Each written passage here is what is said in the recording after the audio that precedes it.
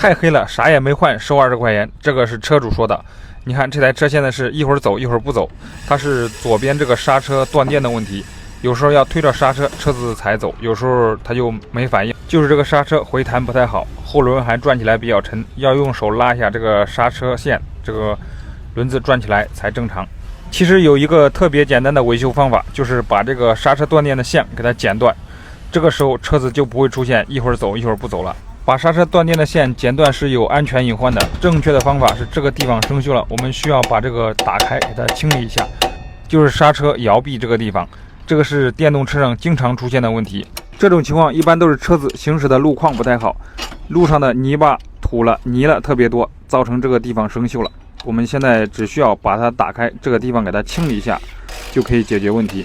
拆这个地方也是有点麻烦，需要把这个后边这个整个电机给它拆掉。其实这个刹车生锈也是很常见的问题，到现在电动车发展这么长时间，也没有哪个厂家能解决这个问题的。包括这个刹车盖这里，你看也是生锈到上面，取下来非常费劲。不知道看视频的朋友们，你们有没有什么好的方法解决这个刹车这个地方生锈的问题？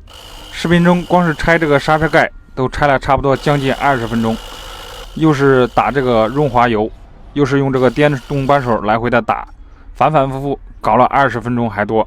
终于这个盖子还是拿掉了，拿掉之后发现这个刹车摇臂这里并没有锈死，不过我们还是需要把这个摇臂拆掉，把里边这个打磨光滑，应该是可能是刚才长时间用电动扳手给它震动，这里松掉了，砂纸打磨光滑，给它抹上点黄油，这个问题就可以解决。大多数都是因为这里生锈造成的这个刹车不回弹。抹黄油用的比较久一点，如果抹机油的话，这个用不了多长时间还会生锈。现在就可以把它装回去了。跟车主说他这个刹车片不行了，需要更换。车主说车子就在家里附近骑，不需要更换。那我们还是把它原来这个刹车片装回去。装回去之后发现这个刹车摇臂的幅度特别大，证明这个刹车片磨损的还是比较严重的，建议更换一个。但是车主说不想换，我们给他免费更换一个这个旧的刹车片。